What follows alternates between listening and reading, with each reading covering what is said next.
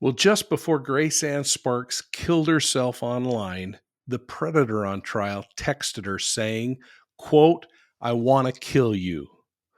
Well, now he's convicted and he's trying to convince the sentencing judge he cared about his victim. You got to hear what he had to say in a case that clearly shows how deviance can turn into criminal behavior. Welcome to this special content edition of Profiling Evil.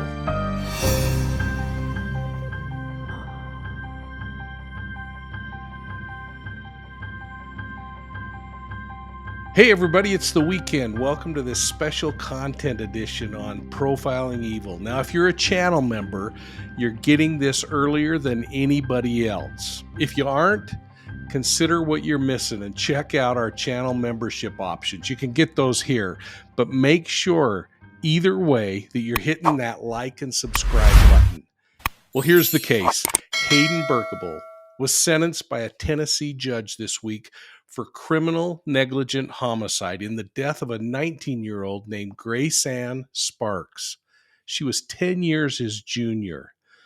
Now, this couple had a years-long dysfunctional relationship where Berkable exercised sexual control over the woman, causing her to engage in dangerous and demeaning acts over and over again.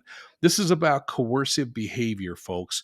And while she was a willing participant, I don't know that she was completely willing. And I think this was a case where someone groomed her, prepared her, and then took advantage of her. The deviants turned criminal when Berkable urged her to pull the trigger in a sexually charged game of Russian roulette. Now, if you don't know what it is, Russian roulette is a potentially lethal game. In this particular case, absolutely lethal. It's a game of chance where the player places a single bullet in the revolver, spins the cylinder, and then places the muzzle of the gun against the head and starts pulling the trigger. Now, again, there's only one bullet inside those 6 or 5 chambers.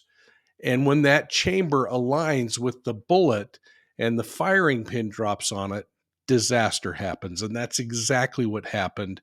And this young woman died in front of Berkable as they chatted online. Personally, I was offended when Berkable approached the court during his sentencing hearing this week and offered these comments. And I want you to hear them. Mr. Berkable, you are not required to say anything. You are given an opportunity before the court decides the appropriate sentence in your case. This is your opportunity. Is there anything you'd like to say, sir? Yes. All right, you may begin.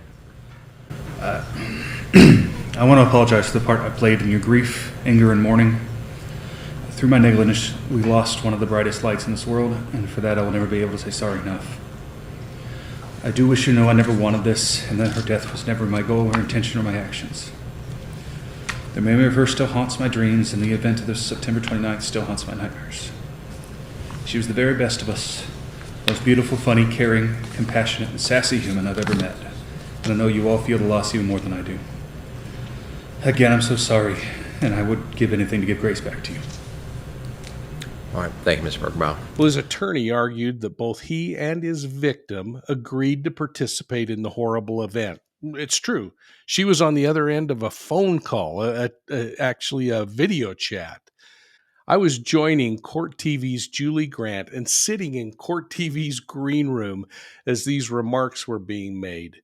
When Berkable commented that Sparks was the brightest and that she was beautiful and concluded that her death was surprising and unexpected, I reacted like maybe you reacted a sporting event. I mean, I nearly leapt from my chair as I screamed out, "You didn't know?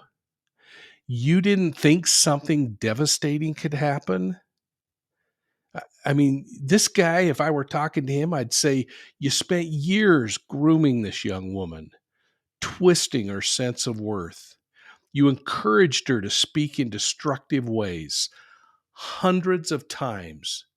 You compelled her to engage in lewd behavior, and you did it for your own gratification. And you got her to play these sexual games, including potentially killing herself and ultimately doing so." Well, hey folks, I want to just tell you that I did a lot of my research on this predator on a program called Truth Finder. Truth Finder provides all kinds of background information on people, and all the information they provide is legally obtained through public sources. They're an affiliate of Profiling Evil, which means we get a small commission when people sign up. Almost the cost of a Diet Dr. Pepper. I've worked a deal out where you can get a discounted price if you go over and check them out. And you can do so at truthfinder.com. And the code, it's EVIL10 on your screen. Now, I don't usually spend a lot of time on my videos replaying what's already available online, but I wanted to play the entire comments by the judge in this case. It teaches principles that I'd want to teach, and I hope you'll be patient. Now, if you'd prefer to skip to the end, where I make comments on the judge's interactions with the victim family, go to the marker point I've indicated on the screen. But let's take a moment and listen to the judge. And I don't think ever have I found that this enhancement factor applies until now. I think this case is exactly what is contemplated by this enhancement factor when our legislature put it in.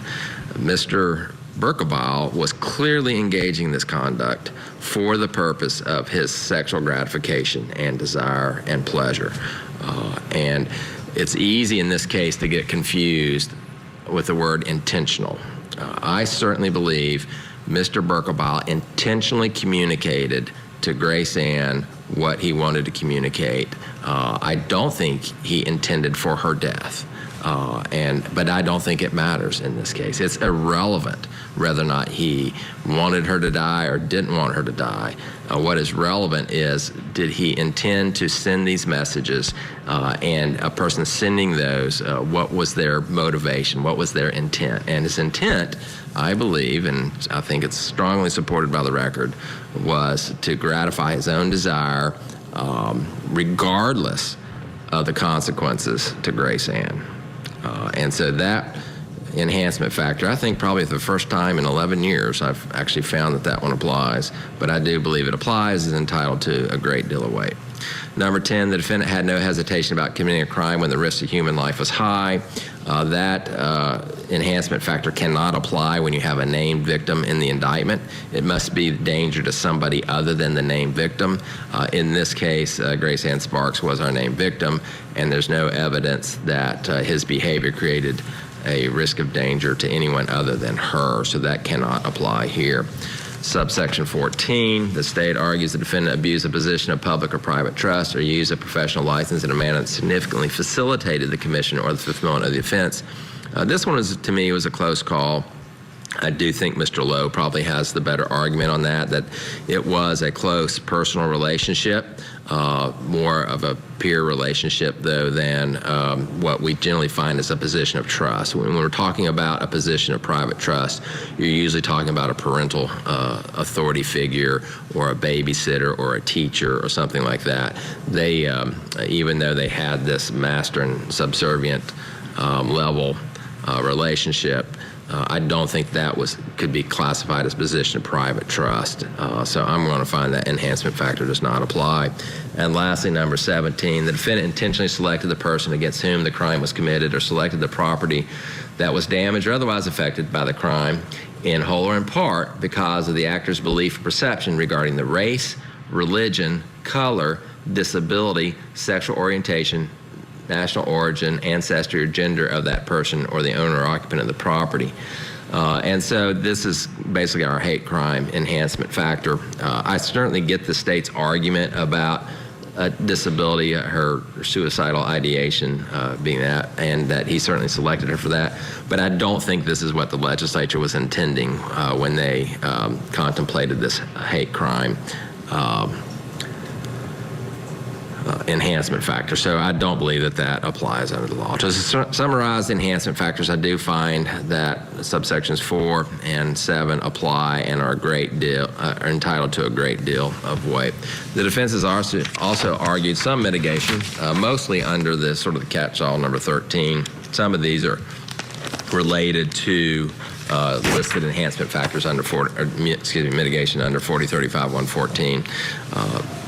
The defense argues that the defendant, because his age lacked substantial ability to make wise judgments or sound judgments in this case. The defendant was certainly not old, but he wasn't a juvenile either, and I don't think that his age really played much of a role at all in his judgment in this case.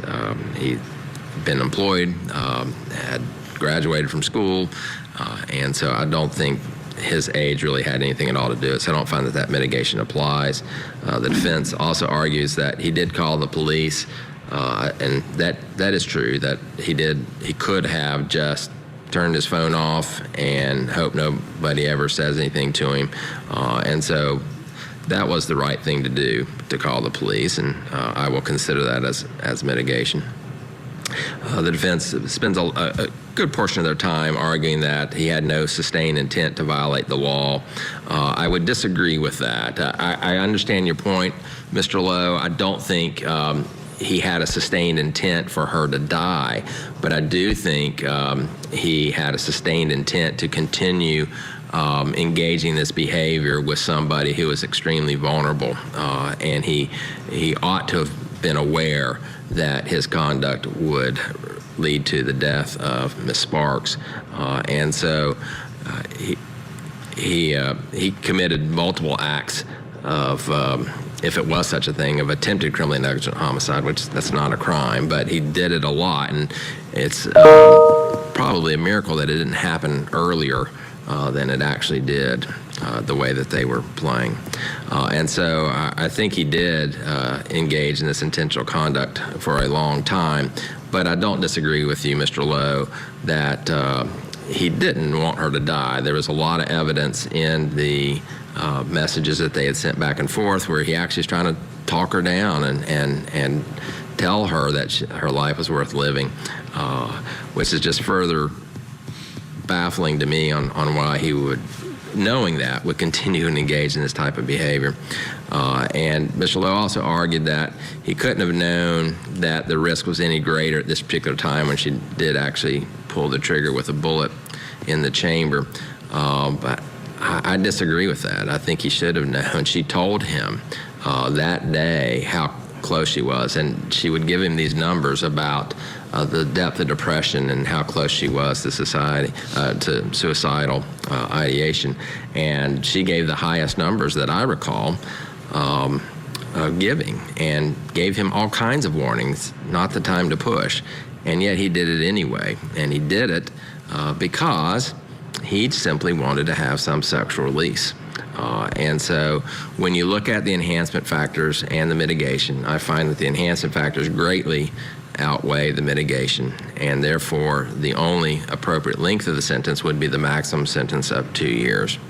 So the last issue before judgment is entered is determining the manner in which the defendant should serve this 2-year sentence. I've already denied diversion, but he is eligible for probation.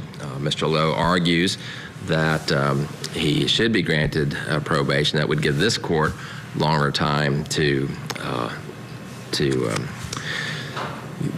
sort of keep supervision over him, because he will be released fairly quickly on a penitentiary sentence.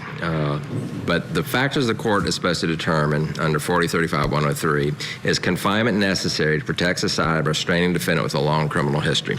Obviously, the defendant has no criminal history prior to this. Therefore, that factor would weigh in favor of the grant of diversion. Is confinement particularly suited as an effective deterrence to others for similar crimes? I don't know that I have really ever relied on that one to send somebody to the penitentiary, but I do think that actually applies here.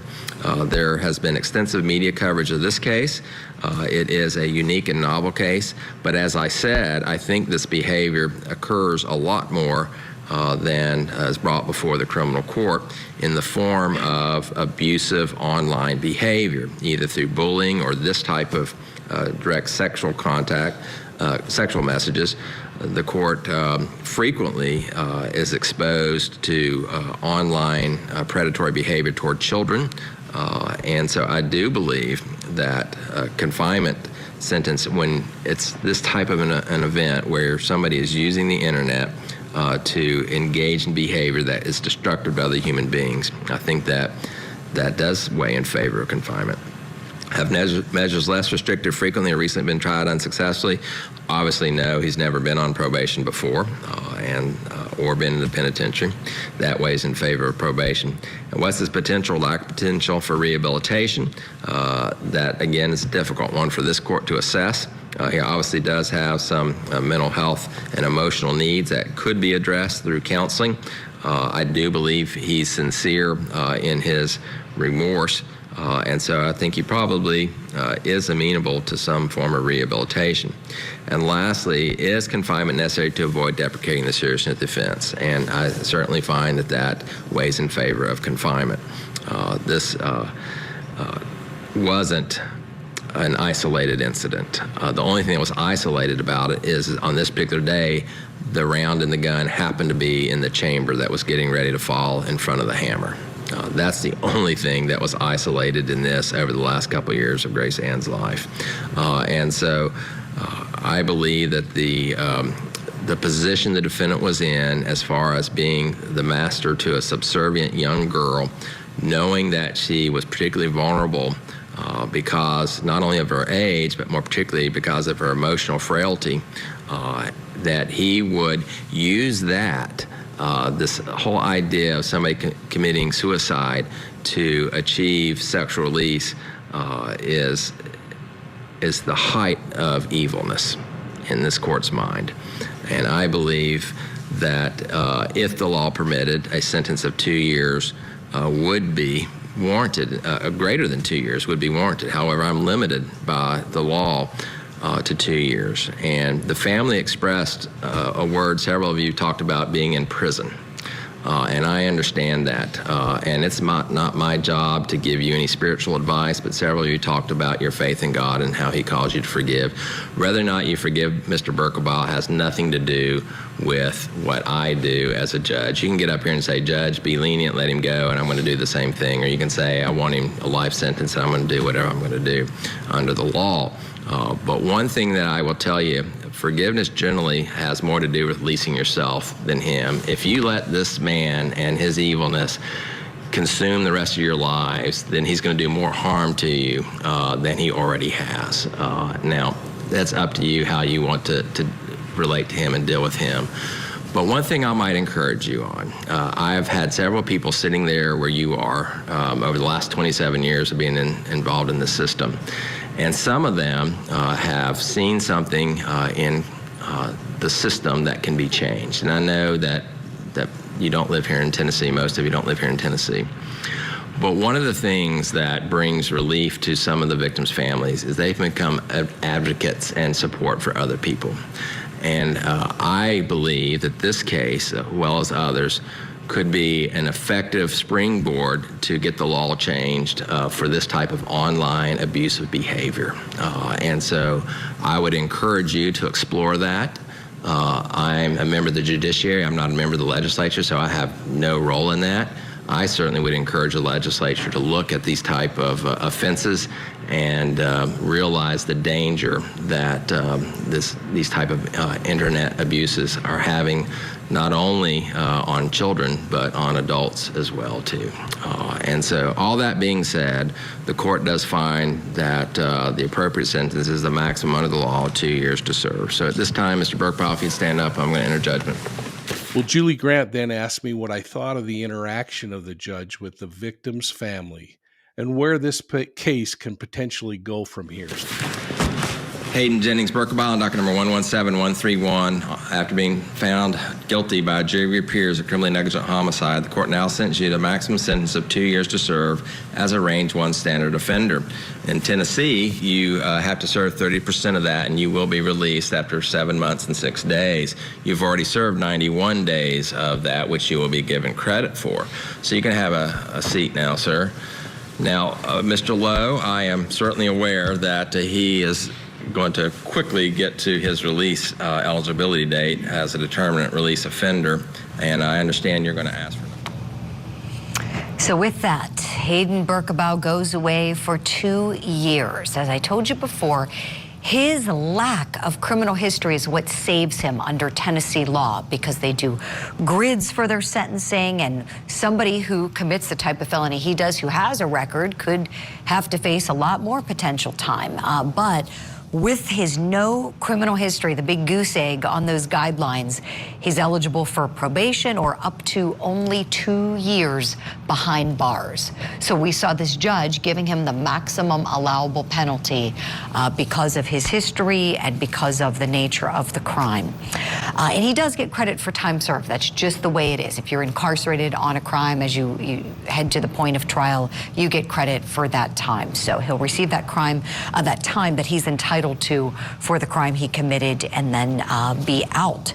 Our field producer, who's there on the ground in the courtroom for it all, Emanuela Grinberg, did the math for us, and she said 7 months, 6 days to be exact.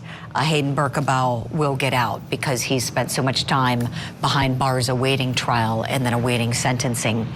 Commander King, one thing I especially appreciated was his honor addressing Grace Ann Sparks' family members, looking right at them in the courtroom and basically saying to them, you know, he's so sorry for their loss, and don't let the evil with this guy ruin your life and consume you. Try to do the best you can. I'm paraphrasing here, but just that acknowledgement from the court. You've spent a lot of time over the years helping victims of various crimes in your service as a police commander. What does that mean to a family to have a judge acknowledge the pain that one is going through and essentially acknowledge what someone did was absolutely atrocious, and to kind of indicate, look, I'm rooting for you as you go forward? I think it speaks volumes for the judge and his character, and how important the family and their suffering is in this. And I really like the fact that the judge said, this is going to be hard to hear.